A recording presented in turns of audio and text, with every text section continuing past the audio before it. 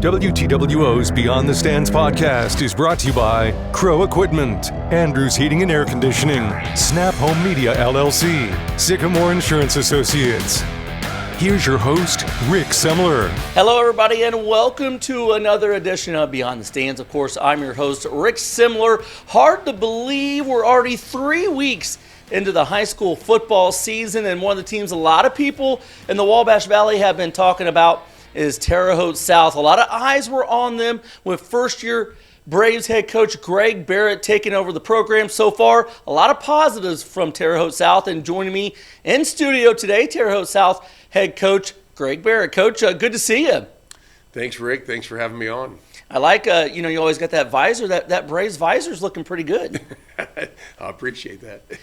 So, Coach, as I mentioned coming into the season, and I know you don't like the spotlight, but it's always on you with the Barrett name and the success that you've had in the Wabash Valley. You knew eyes were on you and Terre Haute South coming into the season. How would you say 3 weeks into the season your group has handled the pressure? Well, honestly, I think we're right where we want to be. After game one, I think some things didn't go the way we'd like for them to go.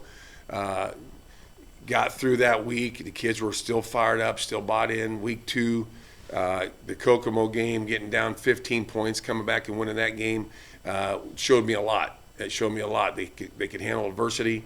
They weren't pointing fingers. It was about a team effort. And then obviously last week, getting Bloomington North coming in town, beating them 23-0 was a huge, game for our guys as a whole. Defense, especially offense. I really felt like we took a big stride last week.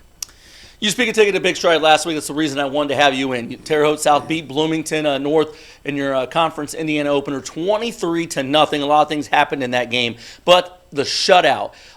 Terre Haute South has been playing in Conference Indiana since 2014. That was just the second shutout Terre Haute South football's ever had in Conference Indiana. That's pretty big. Also, going back to the record books, got to go back to the early 80s, the last time that you shut Bloomington North out in a football game. Terre Haute South's kind of always been able to score, but the defense has always been a question mark over the years. To turn in that impressive a defensive performance, just how happy were you for your team and the guys? Extremely happy, and I know they were too. We preach about, penetrate, pursue. In 85% camera club is a big thing for us. All guys flying to the end of that play. When you're watching film, if they're not all in there, they're not. We have certain goals. That's one of our goals. I think we did a great job of just flying around. I think our D line did a great job up front, and our DB. I think we have a really good secondary group, and we have really cleaned up a lot of things within the last couple of weeks. And just seeing those guys fly around, be excited. I mean, that's what it's all about, playing together as one. I think it's big, too. I mean, I've covered Terre Haute for over 20 years. They've struggled recently against their own size competition, 5A, 6A schools. Not only to beat a 5A school, but to shut them out. How big is that you're beating teams at your level? Well, I mean, obviously you want to win every game. But that was the 13th ranked team coming in here. I don't talk about the rankings. But each week we're going to face those guys. And I think it's huge for these guys to understand, you play as a group and do what we ask, you guys can beat anybody. And I think that was a big statement last week. I didn't realize that, I don't know the last time we beat them, I didn't realize they've never been a shot. I don't know all those things, and I don't really care. I just want our guys to play together and win. But when you start seeing things unfold, it's pretty impressive to see how they've come together to play as a group. I got to be honest. So, the excitement was there with you taking over Terre Haute South, coming into the season. Everybody's like, Coach Barrett's going to win. He's going to turn Terre Haute South around. Got to be honest, turned in a clunker week one. It just wasn't good. I mean, Plainfield is a very good football team, first of all, top 10 in the state in 5A, but they took it to you guys pretty good. The rumblings come out, it's the same old Terre Haute South. You never listen to the outside noise, but the kids hear it. That a lot of them have struggled in this program over the years. Did you, after that game, have to build them back up? How was the mindset like, we're not going back down this road where we're going to lose, we're going to turn things around? Well, you know what? They were, I mean, it's 12-0 with a minute to go. They get another score because of missed tackles. So it's 19-0 at halftime. It wasn't as bad as it looked. Are they 3 scores better than us? I don't believe so. Offensively, We weren't clicking. Defense played pretty well. Missed tackles got us some, but they were out there way too long. When you watch film, for those who don't know and it can just be part of the noise, they're not in there with us. They're not watching the film. They don't see all the things that are fixable. So I preach all the time. Who cares what anybody says outside of our locker room? Because it doesn't matter. And the negative, the naysayers will be the naysayers. I have no doubt that our kids are doing a great job ignoring that because I preach it 24/7. If you're a negative person, I don't want you in the stands. I don't want to be around you. Let's be positive, and let's build our kids up, and let's just coach them and get better, and that's what we're doing. Now, you lost that first game, and then you couldn't have gotten off to a worse start in your second game, being down 15-0, but the guys responded in a big way at Kokomo, end up winning 46-36. What did you learn about your team? They could have very easily, after a rough opener, down 2 touchdowns, folded in. They didn't. What did you learn about your ball club that game? The adversity, it was that they could handle it, because the fact that there was a lot of fingers pointing, griping, not a lot, but it was happening. And so we preach that 24/7. It's not about you. It's not about me. It's about us. Do your job. When you're asked to do it, do your job. Well, they were all bought in. We got a lot of hungry guys that want to win, and we got good athletes that want to win. And I think as one, captain speaking up, great leadership, those things are helping. And I think it kind of opened their eyes. And we didn't really, look back after we took that lead, come in, get a good field goal, go up 18-15. Obviously, momentum is good. So therefore, your attitude is good. But when things are down, how's your attitude going to be? If they just rely on their discipline, character, and toughness, those are 3 things that are going to help them get through. And I really think this team's coming together. I want to thank our sponsors of the show, Crow Equipment Incorporated, Snap Home Media LLC, Sycamore Insurance Associates, and Andrews Heating and Air Conditioning. Your 2018 American Standard Heating and Air Conditioning Building, a higher standard award winner. For quality and reliability you can depend on, call Andrews Heating and Air Conditioning, 765-832-9401. Okay, so one of the things we were talking off camera before you came on, I find very interesting. You're talking about guys have been hugging you after games and very emotional, how much fun they're having and enjoying the wins. Just talk about how this group wants to win and how you're guiding them down that direction of building that culture and having fun and winning. Just how you're doing that. It's a good question. I don't know. I'm the same guy I have been anywhere I've coached, but I think number one, it's very simple. You show kids that you love them. And you spend so much time with them. It's, there's a fine line between being their friend, their coach, their mentor. I think you just got to figure out how to do that. And you still have to have expectations. You still have to be accountable. They have to be responsible. So when it's time to get on them, you get on them. When it's time to not, you love them. But I think doing the things that we've done through summer, through camp, bonding and hanging out together, those sort of things help you build trust. So it all comes down to trust. I think once they trust you, and it's been slowly getting there. I think once you get that trust from them, they understand you. It's hard to change kids or come in and, you're still dealing with 14 to 18-year-old kids. But I think it's happening. I don't have the magic answer for you, Rick. It is what it is, but I just hope it keeps going good. You seem to have the magic answer. You're sitting 2-1 on the season. Okay, so you came into the season with the 2 quarterbacks, and you played them, but lately you've gone to Maddox Woodcock. I guess, first of all, just talk about this kid is tremendously talented. He's a lefty quarterback, speed's unreal, arm strength. How talented is Maddox, and how have you got him to play within his system? Well, that's the key right there. Both of those guys are talented players. Maddox just brings a different level of, when you got a dual threat quarterback like him, it makes it hard for a defense, as you probably have seen. He just brings a different element to the game, and we're slowly getting better at the passing game. He knows there's things we need to work on because we do have a lot of athletes running up and down the field. Sometimes he might take off a little too soon, but how do you argue with a 25-yard gain or this or that? But there are things that we can do to get a lot better where we're at, be more dynamic. But he is a very talented kid. He's very coachable. He's a high energy kid. And Harry's the same way. They're just 2 different types of players. Now, you guys, one thing I like about the Braves is, I mentioned Woodcock, but like every time, you text me after the game stats, there's a lot of guys doing things for your ball club. Yeah. How much does that excite you? Like in football, you're not going to win with one player. It's just not going to happen. You can have a good player, but you need a team, and you're getting results from a lot of guys on your team. Well, you've covered me over the last several years, and I don't just rely on one kid out there. And I think you would agree with me. Over the years, I've tried to spread the ball out to the best athletes. It's harder for a defense to decide who he's going to stop opposed to having one kid to stop. And I think that's key. I've always kind of felt like that. We have a lot of athletes. Last week, I think we had several guys with 2 catches for however many yards, or runs, 2 runs, 3 runs, whatever it may be. But ultimately, that's what I want to do. I want to spread the wealth and make it tougher on defense. You speak of defense. We talked about the shutout. How impressed with the guys, like what guys are stepping up for you defensively? How impressed are you with that defense and your guys? Well, I think our secondary is doing a really nice job. We made some changes last week, moved some kids around. I think they've done a really good job coming together.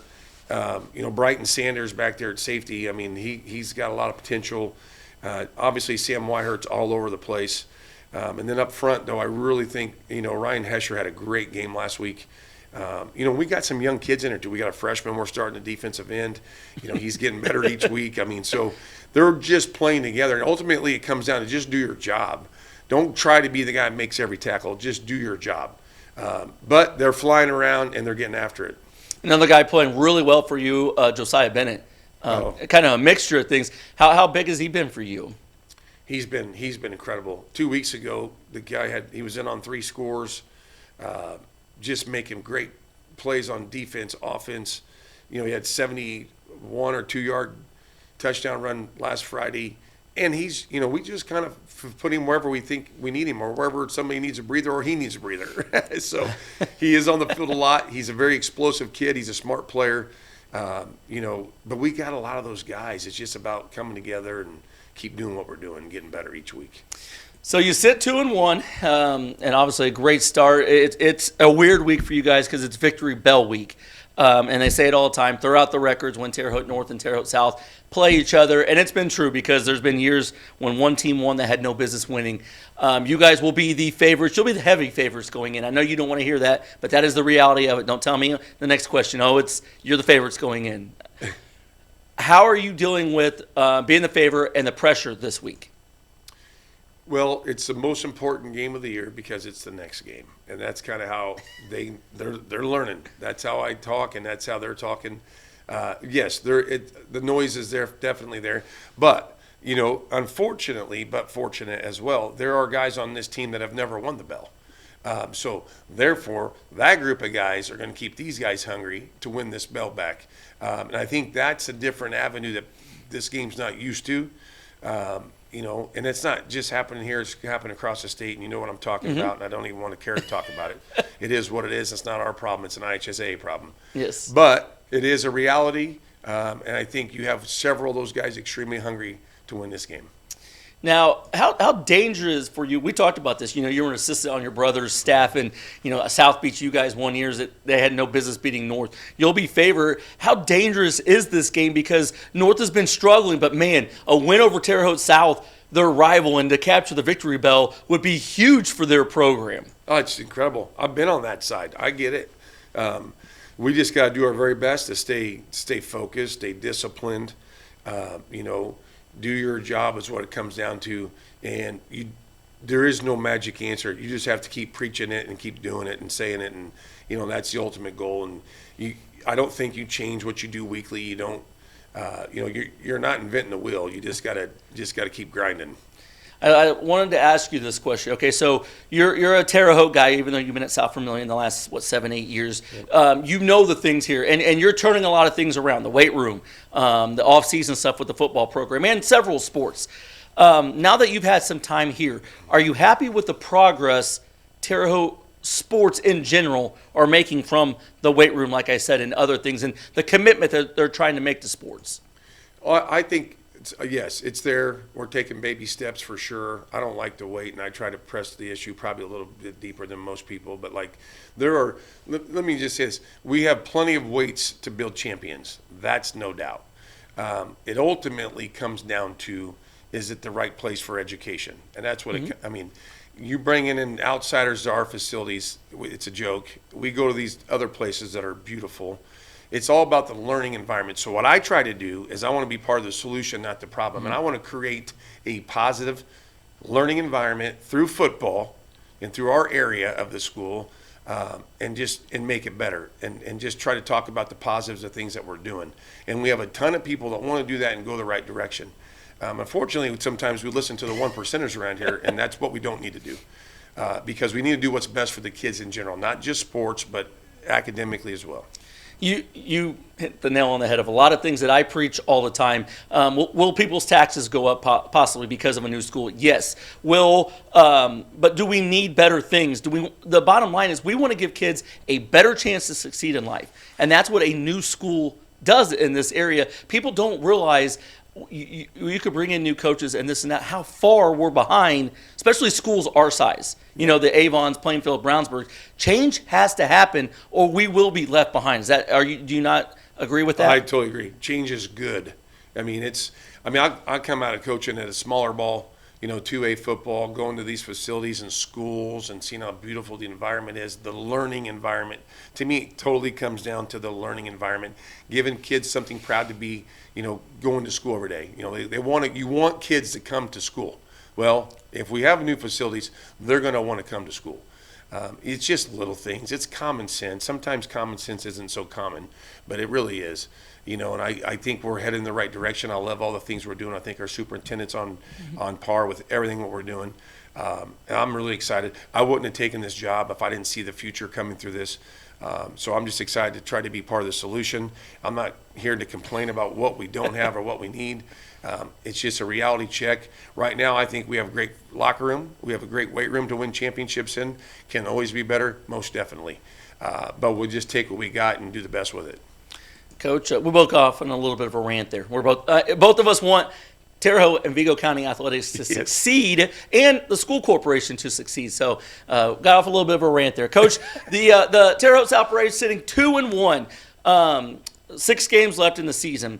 I know a lot of things you want to get done still, but at the end of the season, Terre Haute South has a successful season if what gets accomplished. We stay disciplined and focused, and we don't think about me.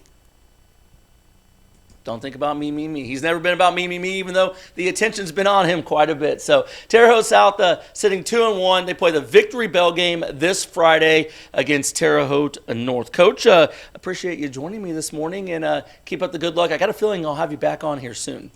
Thanks, Rick. I always love being on the podcast. Appreciate Coach Barrett joining me this morning. Remember, you can follow Beyond the Stands on Spotify, CastBox, Pocket Cast, iHeartRadio, and always on WTWO's MyWabashValley.com. That does it for this edition of Beyond the Stands. WTWO's Beyond the Stands podcast is brought to you by Crow Equipment, Andrews Heating and Air Conditioning, Snap Home Media LLC, Sycamore Insurance Associates. Catch this episode again and more of Rick's interviews online at MyWabashValley.com.